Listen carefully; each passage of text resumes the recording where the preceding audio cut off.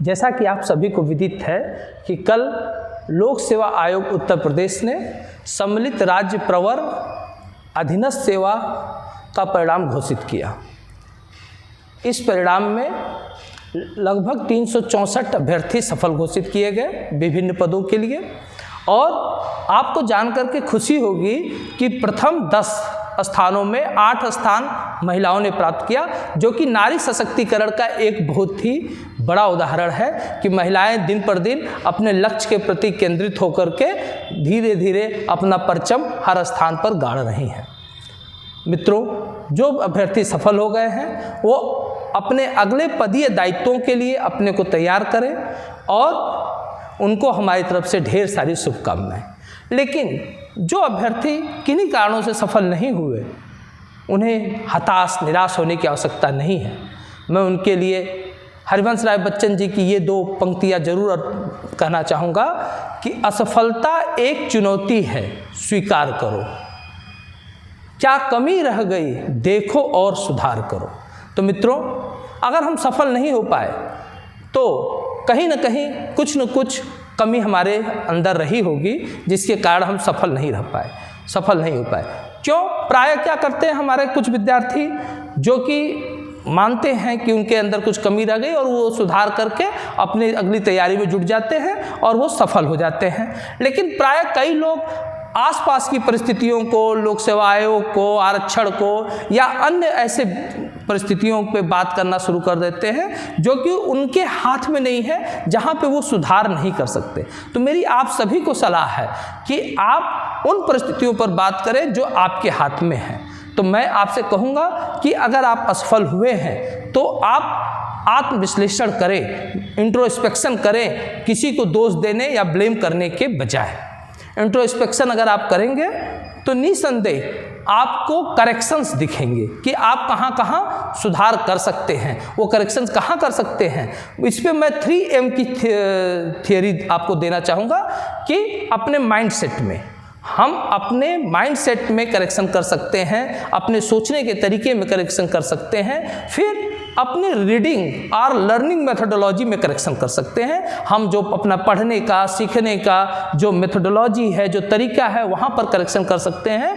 और हम अपने मटेरियल, जो हमारी अध्ययन सामग्री है, उस पर भी करेक्शन कर सकते हैं। क्योंकि अगर हम इंट्रोस्पेक्शन करेंगे तो हमें लगेगा कि यार हमसे ये पक्ष ऐसे थे जिस पर कि हम पर्याप्त कार्य नहीं कर पाए थे, और इन पक्षों पर अगर हम कार्य करें तो अगली बार निसंदेह हम सफल होंगे। और अगर हम उन परिस्थितियों को दोष दे देंगे, दूसरी चीज़ों को दोष देंगे, तो वो चूँकि हमारे हाथ में नहीं है, हम उसमें सुधार नहीं कर सकते, तो कहीं ना कहीं हम अपनी सफलता को स्वयं से दूर करेंगे। मित्रों, इसी संदर्भ में आपको एक चीज़ और बताना चाहूँगा कि 5D कंसेप्ट, वही 5D कंसेप्ट के बारे में आज आपसे चर्चा मैं करूँगा। वो 5D कंसेप्ट सफलता के लिए भी है और वही 5 और उसी में हम असफलता के लिए भी बात करेंगे। तो हम 5Ds जो कि सफलता के लिए आवश्यक है, पहले उनकी बात करेंगे। उसमें पहला D है डिज़ायर। हमारे अंदर तीव्र इच्छा होनी चाहिए सफल होने के लिए। प्रायः हम क्या करते हैं, हम सोचते तो हैं कि हम IAS बन जाए, हम PCS बन जाए, हम एक अच्छे जीवन शैली जिए, लेकिन उसके लिए हमारे अंदर तीव्र इच्छा नहीं होती। और अगर इच्छा होती भी है तो हम सही समय पर निर्णय नहीं लेते, यानी डिसीजन, हमारा जो निर्णय है वो भी महत्वपूर्ण है। और उस निर्णय को हम लेकर के तुरंत उसके प्रति डेडिकेशन, अपना समर्पण दें कि जो निर्णय हमने लिया उसके प्रति हम समर्पित हों, तन मन से लग जाएं, और अगर उसके साथ हम डिलीजेंट, परिश्रमी बने। क्योंकि कोई भी सफलता का कोई शॉर्टकट नहीं होता। आज भी सफलता के लिए परिश्रम आवश्यक है। हो सकता है पहले हार्ड वर्क की बात करते थे, आज स्मार्ट वर्क की बात करते हैं। उस पर हम किसी और दिन चर्चा करेंगे कि हार्ड वर्क और स्मार्ट वर्क में कैसे परिवर्तन हो सकता है। लेकिन फिर भी आपको परिश्रम तो करना ही पड़ेगा, आपको डिलीजेंट होना ही पड़ेगा। और अगर इन 4D पर आपने प्रॉपरली फोकस किया, काम किया, तो आप डेस्टिनेशन यानी अपने सक्सेस, अपनी सफलता को प्राप्त कर लेंगे। मित्रों, इसी तरह से 5 ऐसे D हैं जो कि आपको असफल भी बनाते हैं, जैसे डायलेमा। यहाँ पर क्या हमने कहा कि अगर आपके अंदर डिज़ायर है तो आप डिसीजन लीजिए, लेकिन यहाँ पर अभ्यर्थी क्या होता है, डायलेमा में पड़ा रहता है। अरे मैं संशय निर्णय नहीं ले पाता, वो सोचता है क्या मैं बन पाऊँगा नहीं बन पाऊँगा, मैं करूँ कब करूँ कैसे करूँ।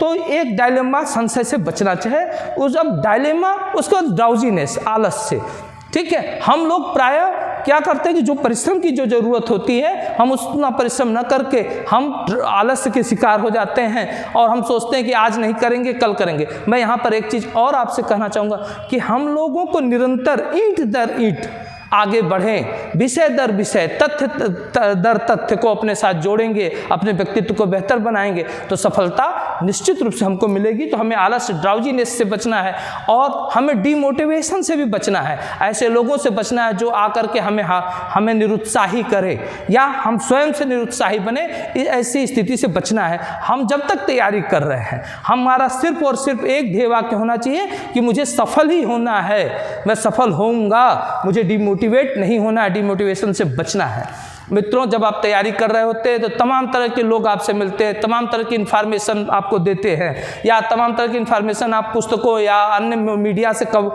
लेते हैं। लेकिन मित्र, हमारा दिमाग, हमारा जो लर्निंग कैपेसिटी है वो dumping of information, dumping ground नहीं है जहाँ पर कोई भी कूड़ा कबाड़ा ला करके इकट्ठा कर दे रहा है। हमें अपनी सूचना को अपने दिमाग में एक ऐसा फिल्टर रखना है कि कौन सूचना हमारे लिए उपयोगी है, उसी सूचना को रखें। अन्यथा की स्थिति में अगर हम अपने दिमाग को dumping of information, dumping ground बना देंगे तो कहीं ना कहीं हम सफल नहीं हो पाएंगे। और अगर ये 4 डीज हमने दूर नहीं किया तो डिरेलमेंट, गाड़ी पटरी से उतर जाएगी और आप अपनी सफलता से दूर हो जाएंगे।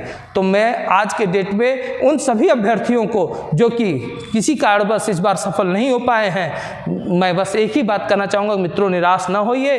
आज से ही, अभी से ही तुरंत अपनी अगली तैयारी के लिए जुट जाइए और अगर ऐसा आप करेंगे तो निश्चित रूप से सफल होंगे। कई बार हमारे जीवन में कठिनाइयाँ आती हैं, तरह तरह की कठिनाइयाँ, कभी आर्थिक कठिनाई आएगी, कभी लोगों के ताने मिलते हैं, सामाजिक समस्याएं आती हैं, तो उनसे घबराने की ज़रूरत नहीं है। यहाँ पर फिर मैं एक कविता से अपनी बात समाप्त करना चाहूँगा कि वह पथिक कुशलता क्या जिस राह पे बिखरे सूल न हो, नाविक की धैर्य परीक्षा क्या जब धाराएं प्रतिकूल न हो। तो धाराएं प्रतिकूल होंगी तभी तो आपका संघर्ष लोगों को याद करेंगे, आप एक किंवदंती बनेंगे, आप अपने समाज के लिए, अपने लोगों के लिए, अपने आस पड़ोस के लिए एक मोटिवेशन का कारण बनेंगे। तो मित्रों, जुटिए, जीतिए और आप जीत जाएंगे। और एक चीज़ और मैं कहूँगा, लायक बनने से पहले काबिल बनिए, क्योंकि इस संसार में, इस प्रकृति में जितनी भी घटनाएं होती हैं वो पात्रता से घटित होती है। तो अपने को पात्र साबित करिए और जिस दिन आप पात्र हो जाएंगे, आपको सफल होने से, आपके चैन से इस दुनिया की कोई भी शक्ति नहीं रोक पाएगी। धन्यवाद।